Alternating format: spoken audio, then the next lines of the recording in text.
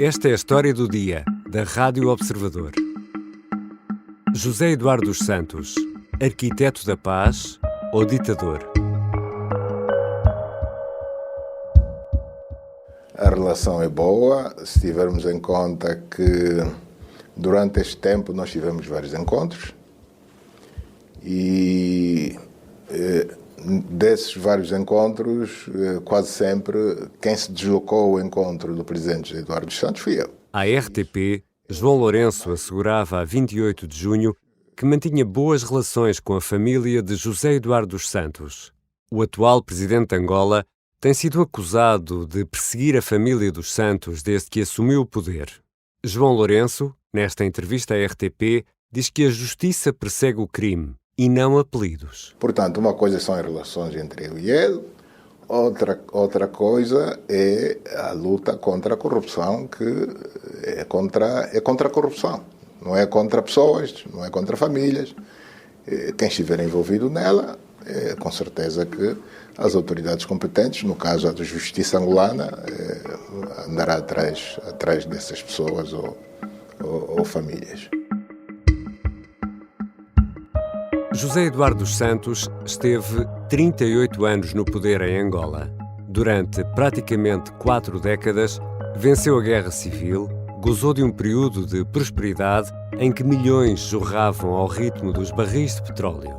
Auto-intitulava-se como o arquiteto da paz, mas para muitos foi um líder corrupto de um regime sanguinário.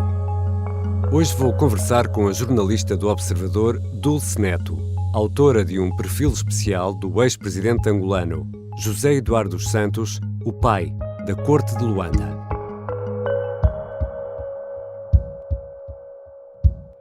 Bem-vinda, Dulce Neto. Olá, Ricardo.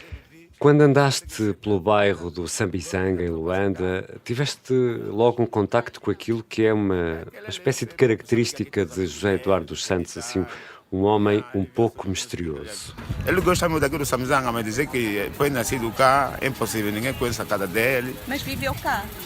Nem cá também ninguém viveu, nem viveu aqui. Os antepassados também dizem que nós não conhecemos a casa dele, não sei onde ele vivia. Ninguém conheceu os pais dele, nem a casa dele ninguém conheceu. Há um mistério sobre o local onde nasceu e até onde viveu nos primeiros anos. É verdade, é um bom exemplo de como em José Eduardo dos Santos nada, ou muito pouco, é claro. Sabemos que ele nasceu a 28 de agosto de 1942. Este seria, aliás, o ano dos seus 80 anos. Mas a sua certidão de nascimento é polémica. Há quem diga que nasceu em São Tomé e Príncipe.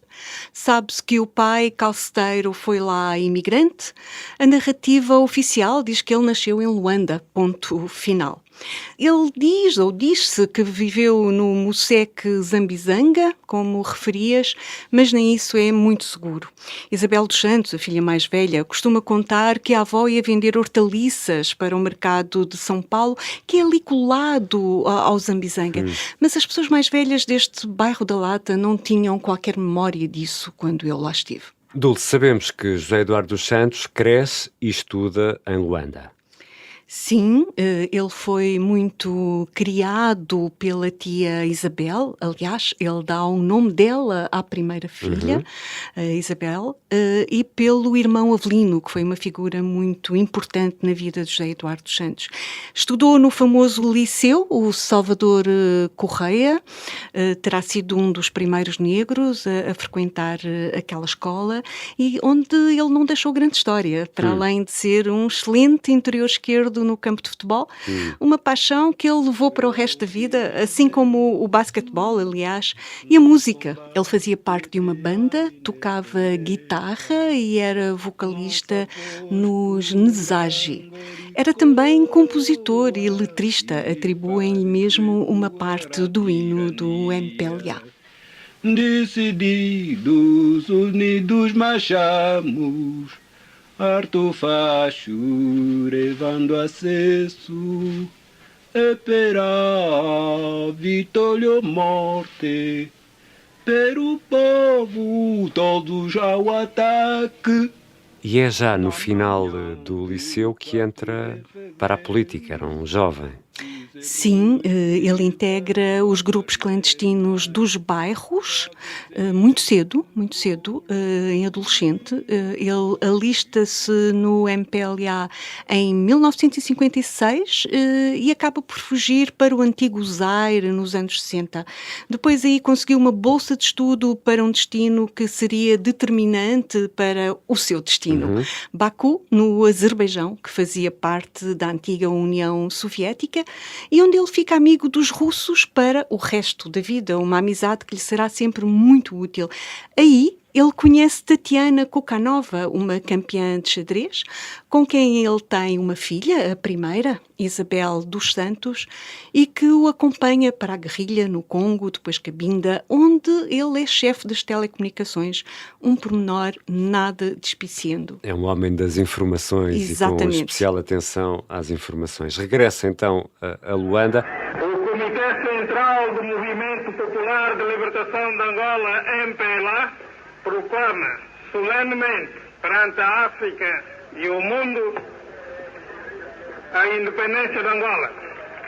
Isto já depois da independência e como alto dirigente do MPLA. Sim, ele regressa a Luanda em 1975, ano em que ele toma posse como ministro de um ploro muito importante, de um ministério muito importante, o das relações exteriores, e isto dá-lhe um lastro de contactos no estrangeiro que vão ser fundamentais para o reconhecimento internacional de Angola. Ele começa a destacar-se aí. O rude golpe sofrido pelo povo inteiro, com o desaparecimento físico do nosso querido guia, fundador da nação e do MPLA Partido do Trabalho, o camarada presidente Dr. Antônio Agostinho Neto, provocou uma dor profunda que permanecerá em cada momento da nossa vida do povo soberano e independente. Em 1979, assume a chefia do MPLA. Submetendo uma decisão do Comitê Central do nosso partido, hoje, o honroso dever de prestar sermão nesta cerimônia solene de investidura para assumir os cargos de Presidente do MPLA Partido do Trabalho, Presidente da República Popular de Angola e Comandante em Chefe das Forças Armadas Populares de Libertação de Angola. E em 2002 vence a guerra. Este período é importante, Dulce. Sim, ele chega ao poder inesperadamente, depois da morte de Agostinho Neto, o primeiro presidente de Angola, e até 2002 eu diria que ele governa em circunstâncias muito diferentes, durante aquilo a que muitos chamam a Primeira e a Segunda República. Ele herda um país em guerra civil, em 1991 assina um primeiro acordo de paz, o de Bicesse, mas em 1992, depois das primeiras eleições que exigem uma segunda volta, a guerra estala de novo. Ele governa com um partido único, tinha governado até ali com um partido único, e só em 2002, com a morte de Jonas Savimbi, é que a paz é efetiva, e aí sim ele passa a ter todas as condições para fazer de Angola um dos maiores países do mundo. E falha. É a paz. Esta palavra simples, com apenas 3 letras, é a essência da vida para nós, os angolanos, que aprendemos ao longo de 4 décadas o valor que a mesma encerra. Ou seja, em 2002 começa o tempo da prosperidade. Eu diria que começa um tempo de oportunidade. Há muito dinheiro, os petrodólares jorram, ele tem um partido de Estado controlado e que lhe dá o controle total, tem os inimigos, os adversários completamente eliminados, o mundo lá fora estende-lhe o tapete vermelho e ele pisou, mas o povo angolano não. Sob proposta do líder do MPLA, o camarada presidente José Eduardo dos Santos, o partido designou seu vice-presidente, o camarada João Lourenço, candidato a presidente da República para as eleições gerais de 2017. E vamos dar aqui um salto longo no tempo, até 2017. João Lourenço assume a presidência nesse ano. Há um momento ali nos primeiros tempos de João Lourenço na presidência e também na história de José Eduardo dos Santos, um momento que é muito importante para perceber este momento que estamos a viver agora. Os males a corrigir e não só, mas sobretudo a combater, são a corrupção, o nepotismo, a bajulação e a impunidade. Num congresso do MPLA em 2018, em que o sucessor, João Lourenço, do púlpito e com o ex-presidente na sala, ali sentado, diz ao que vem.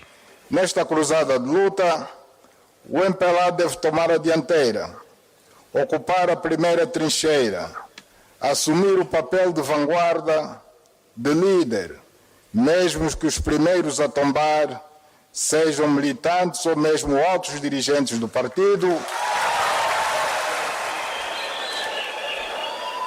ou mesmo altos dirigentes do partido que tenham cometido crimes ou que pelo seu comportamento social estejam a sujar o bom nome do nosso partido.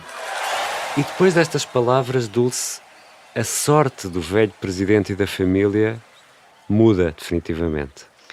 Exato. Isso faz-me lembrar uma frase que um conceituado jornalista angolano me disse uma vez, Reginaldo Silva, que é que José Eduardo perde a sua última batalha quando escolhe o seu sucessor, quando escolhe João Lourenço. Ele nunca imaginou ou percebeu demasiado tarde que João Lourenço iria fazer uma guerra cerrada à sua família e aos seus amigos, não apenas à sua família, sob a bandeira da luta contra a corrupção, ao ponto de levar um filho dele para a prisão. Isto porque José Eduardo dos Santos e a família acumularam uma riqueza gigantesca durante o consulado do ex-líder do MPLA, sobretudo nos tais anos, pelo menos até 2017, não é? Nos tais anos de ouro. Sim, a família, os seus 10 filhos oficialmente conhecidos, todos beneficiaram do facto de serem filhos de José Eduardo dos Santos, mas como eu dizia há pouco, também os seus amigos, aqueles que lhe alimentaram o poder. José Eduardo dos Santos criou uma rede clientelar que foi muito alimentada pelos negócios que lhes oferecia em esquemas de corrupção e de saque dos dinheiros públicos, como Rafael Marques, aquele ativista e jornalista angolano costuma dizer. E a certa altura, já que falas em dinheiros públicos, José Eduardo dos Santos até se vê na contingência de dar uma conferência de imprensa para se explicar.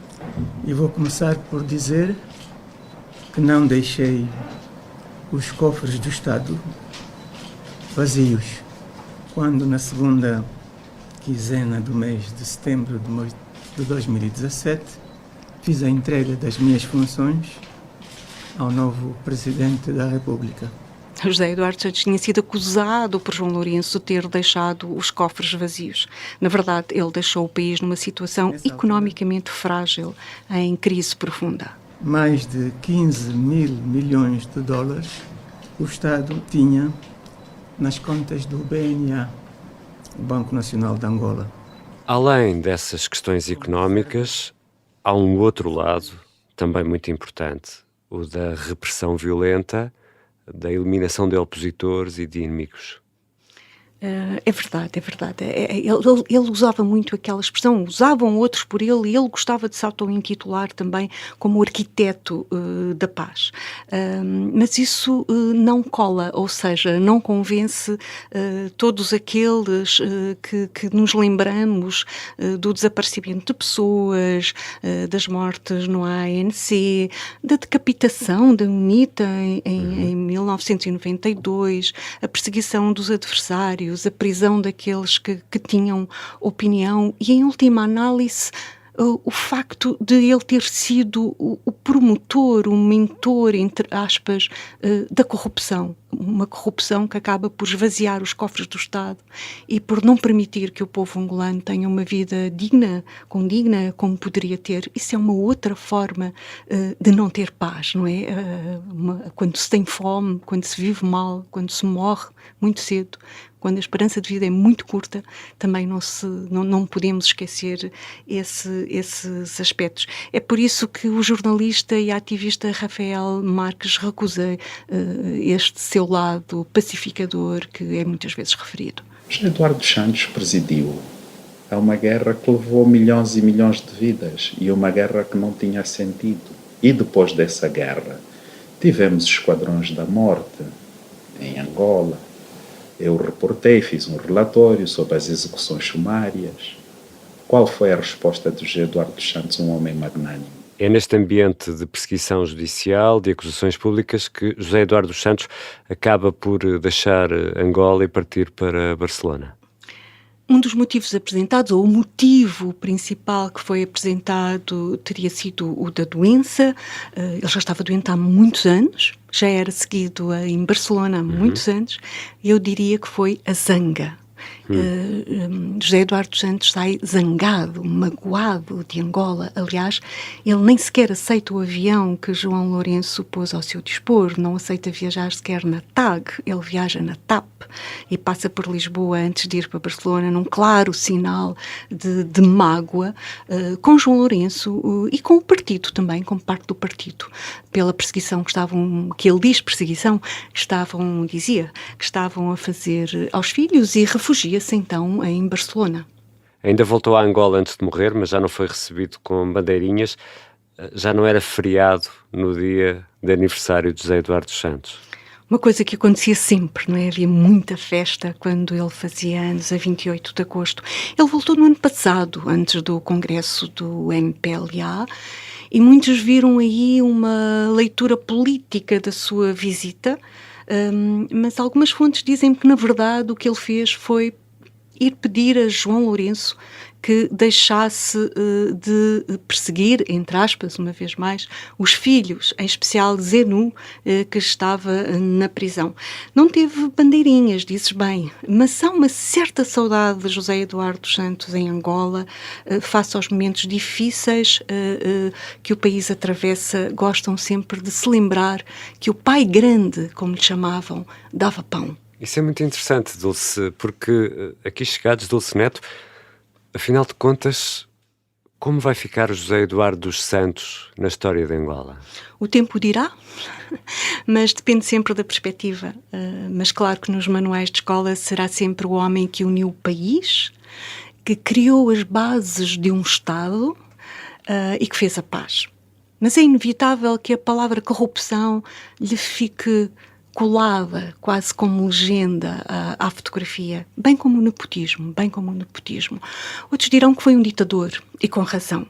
Mas para mim, um homem que teve tudo para reconstruir Angola e falhou, será sempre o presidente da grande oportunidade perdida. Que se desligue máquinas algumas para a sua alegria, para o senhor tirar dividendos políticos, para o senhor aparecer lá em grande como presidente da República, com salvas de canhão e meterem as bandeiras do MPLA em cima do caixão de alguém que está extremamente decepcionado consigo e com o MPLA, está extremamente triste e também não ia fazer campanha para vocês e provavelmente iria querer mesmo ver a alternância política. Provavelmente não.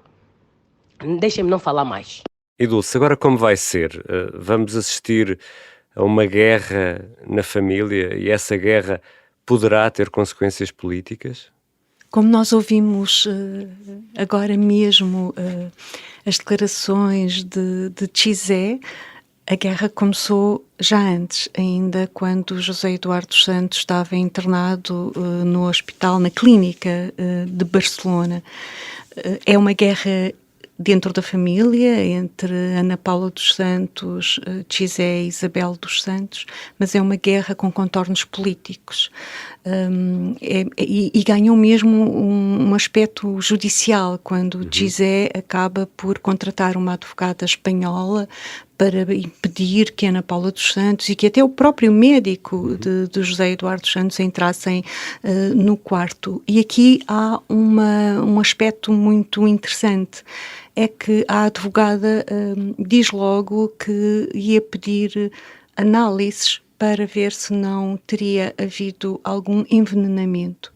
E esta ideia do envenenamento é uma ideia muito grata, digamos, entre aspas, à Angola.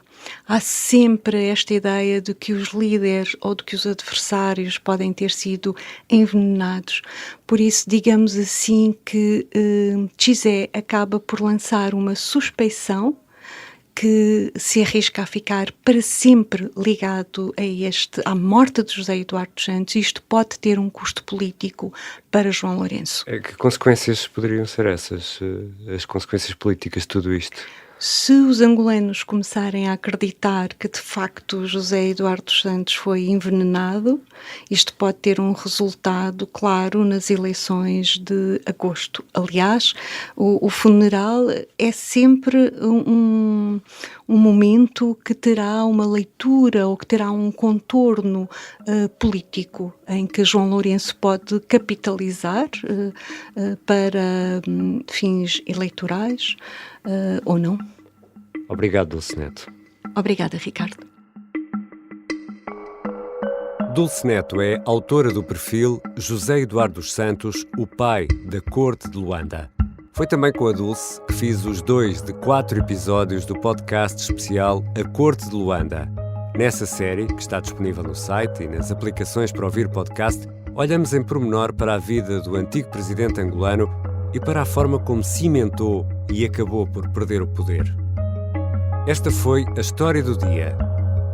Os sons que ouvimos neste episódio estão disponíveis no YouTube. São sons provenientes de canais angolanos de televisão, também do MPLA e de entrevistas feitas pela Dulce Neto em Luanda. A sonoplastia é da Beatriz Martel Garcia. A música do genérico do João Ribeiro. Eu sou o Ricardo Conceição. Até amanhã.